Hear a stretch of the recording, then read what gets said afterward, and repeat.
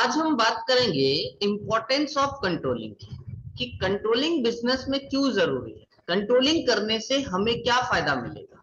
तो सबसे पहला यही है कि अगर हम कंट्रोलिंग करते हैं सही तरीके से तो ऑर्गेनाइजेशन अपनी गोल को अचीव कर पाती है, मीट कर पाती है।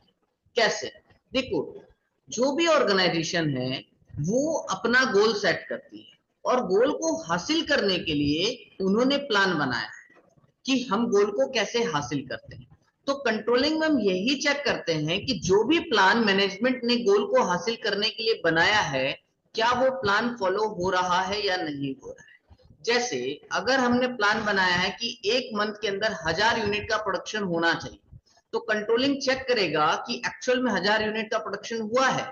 अगर नहीं हो रहा है तो कितने की कमी है और वो कमी क्यों है, उस रीजन को फाइंड आउट करके उस कमी को दूर करने के लिए नई स्ट्रेटेजी, नए प्लान्स बनाते हैं और वो टारगेट जो सेट किया था उस टारगेट को पूरा कर लेते हैं। इस तरह से हमारा गोल हासिल हो जाता है।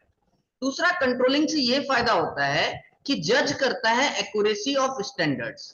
यानी जो भी हमने टारगेट सेट किया है, सपोज हमने यहाँ टारगेट सेट किया था 1000 यूनिट का मंथ में, तो एक्चुअल में अगर 1000 यूनिट मंथ में पूरा नहीं हो पा रहा है या 1000 यूनिट से बहुत ज्यादा पूरा हो पा रहा है, तो यार मैनेजमेंट क्या सोचेगी कि देखो अगर 1000 यूनिट पूरा नहीं हो पा रहा तो कहीं क्या हमने स्टैंडर्ड्स जो टारगेट है एम्प्लॉयज के लिए ज्यादा तो नहीं सेट कर दिया, है ना, ये सोचेगी।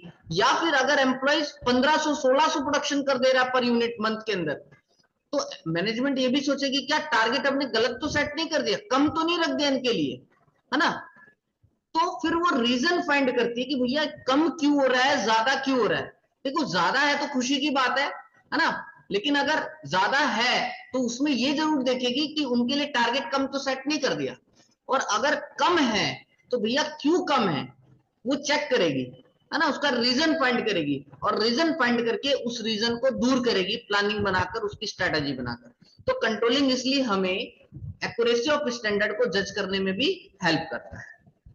नेक्स्ट है एफिशिएंट यूज ऑफ रिसोर्सेज। देखो ऑर्गेनाइजेशन के अंदर बेटा जो रिसोर्सेज है, जैसे मनी है, मटेरियल है, उसके लेबर है, तो इसका सही तरह से इस्तेमाल कैसे हो पा रहा है कंट्रोलिंग में। तो पैसे का इस्तेमाल कैसे हो रहा है, हम हर डिपार्टमेंट का बजट बनवाते होंगे, फिर हम चेक करते होंगे क्या उस बजट पे काम हुआ कि नहीं हुआ, उस पैसे को कहाँ कहाँ यूटिलाइज किया।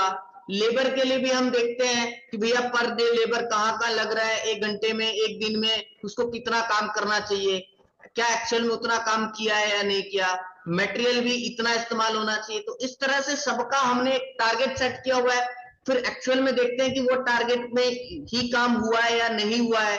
तो इससे क्या हो पा रहा है कि ऑर्गेनाइजेशन में हम रिसोर्सेज को सही तरीके से इस्तेमाल करवा पा रहे हैं, एफिशिएंटली इस्तेमाल करवा पा रहे हैं।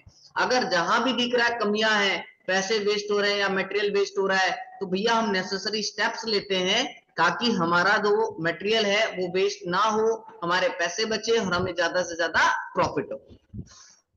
ठीक है, तो ये था हमारा efficient use of resources. Next आता है controlling helps in improving employ motivation. देखो अब एम्प्लॉय यहाँ पे मोटिवेट कैसे हो रहा है, हम कंट्रोलिंग में हर एम्प्लॉय के लिए स्टैंडर्ड सेट कर रहे हैं, फिर एक्चुअल में उसके परफॉर्मेंस को चेक कर रहे हैं। तो जो भी एम्प्लॉयज अपने टारगेट को अचीव कर पा रहे हैं और जो नहीं भी कर पा रहे, हम टाइम टू टाइम मॉनिटरिंग कर रहे हैं, उनको बता रहे हैं, है ना, उनको फीडबैक दे रहे हैं कि आप बस आपका होने वाला है टारगेट, आप अच्छा कर सकते हो, तो वहां उनको मोटिवेशन दे रहे हैं। जो लोग अपने टारगेट को अचीव कर रहे हैं तो उनको क्या कर रहे हैं, हम उनको रिवॉर्ड्स दे रहे हैं, उनको एनकरेज कर रहे हैं उनके हार्डवर्क के लिए, तब भी मोटिवेट होता है ना। और कई बार हम ऐसा करते हैं, वेज रेट रख देते हैं, जो लोग इस टारगेट को हासिल कर लेगा उसके लिए अलग से वेज रेट है। मान लो हमने 40 यूनिट का टारगेट सेट किया है एक दिन के लिए, तो जो भी एम्प्लॉय 40 यूनिट बना लेगा तो उसको 50 रुपए पर यूनिट देंगे, 40 यूनिट से ऊपर या 40 यूनिट तक बना लेगा 50 रुपए पर यूनिट देंगे। जो 40 से नीचे रहा, मान लो 30 यूनिट जिसने बनाया, उसको अपन 30 रुपए ही पर यूनिट देंगे। तो इससे भी एम्प्लॉय मोटिवेट होता है काम करने के लिए, भाई 50 रुपए लेना है पर यूनिट, तो उससे भी अपन क्या कर रहे हैं, उसको मोटिवेट कर रहे हैं। तो इस तरह से कंट्रोलिंग हेल्प करता है एम्प्लॉय को मोटिवेट करने में। नेक्स्ट आता है कंट्रोलिंग, जो है वो डिसिप्लिन बनाता है ऑर्गेनाइजेशन के अंदर। देखो कंट्रोलिंग में हमने हर चीज के लिए एक स्टैंडर्ड्स, है ना, एक रूल सेट कर दिया है।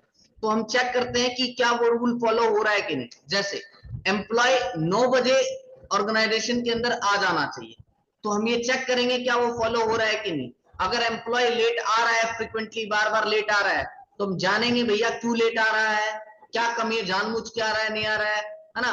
और उस कमी को जानकर उसको हम सॉल्व करते हैं ताकि ऑर्गेनाइजेशन के अंदर डिसिप्लिन बना रहे। नेक्स्ट आता है कोऑर्डिनेटिंग एक्टिविटीज। देखो कंट्रोलिंग में हम क्या चाह रहे हैं कि भैया जो हमने टारगेट सेट किया है उस टारगेट पे काम हो जाए। तो उस टारगेट पे काम होने के लिए जो अलग अलग डिपार्टमेंट्स के लोग हैं, जो अलग अलग काम करते हैं, बट सभी जो काम करते हैं वो एक ही गोल के लिए करते हैं। क्योंकि भाई देखो, अगर एक गोल हासिल कराना है तो सबको सेम तरह का काम नहीं दे सकते, क्योंकि उस गोल को पूरा करने के लिए बहुत सारे काम जुड़े हुए हैं। तो किसको दे देंगे ये काम, तू कर, तू प्रोडक्शन का काम कर, तू मार्केटिंग का काम कर, तू सेल्स का काम कर, तू फाइनेंस का काम कर। सभी लोग काम अलग अलग कर रहे हैं, पर कर किसके लिए रहे, एक ही गोल के लिए कर रहे हैं। तो उन सभी के काम को जोड़ना, उन सभी के बीच में आपस में तालमेल का होना बहुत जरूरी है ना। तो कंट्रोलिंग ये भी देखता है कि जो डिफरेंट डिपार्टमेंट्स काम कर रहे हैं अलग अलग, उन लोगों के बीच में काम स्मूथली चले, वो लोग एक दूसरे से कोऑर्डिनेट करके चले, है ना। अब भैया प्रोडक्शन डिपार्टमेंट तो प्रोडक्शन जब ही कर पाएगा ना, अगर जो उसका प्रोक्योरमेंट डिपार्टमेंट है, जो माल ला के देता है उसको, उसके साथ उसकी तालमेल सही रहेगी, उसको बताएगा टाइम टू टाइम कि भैया मुझे ये पार्ट चाहिए, और प्रोक्योरमेंट डिपार्टमेंट जो है उसको टाइम पर परचेज करके लाके दे दे ताकि प्रोडक्शन चलता रहे, वो रुके ना, कोई डिले ना हो। तो यही कोऑर्डिनेशन है बेटा आपस में, ठीक है। और कंट्रोलिंग हेल्प करता है मिनिमाइज करने में एरर्स एंड फ्रॉड्स को। जब हम लगातार चीजों को चेक करते रहते हैं ना, जैसे हमने सेल्स का चेक करते रहे, इन्वेंट्री को चेक करते रहे। इन्वेंट्री को चेक करने का मतलब भैया मेरे गोडाउन में इतना माल पड़ा हुआ है, इतना सेल्स हो गया, इतना माल मेरा बचा हुआ होना चाहिए। तो ये चेक करेंगे तो अभी तो पता चलेगा। अगर कम कम मिला तो अपन चेक कर पाएंगे कि भैया चोरी हो गया, क्या हुआ। तो इससे क्या हुआ, एरर एंड फ्रॉड्स को हम मिनिमाइज कर पा रहे हैं कंट्रोलिंग के अंदर। तो ये सारे इंपॉर्टेंस थे कंट्रोलिंग के, जो हमें हेल्प करते हैं बिजनेस के अंदर एक बिजनेस को स्मूथली चलाने। Thank you.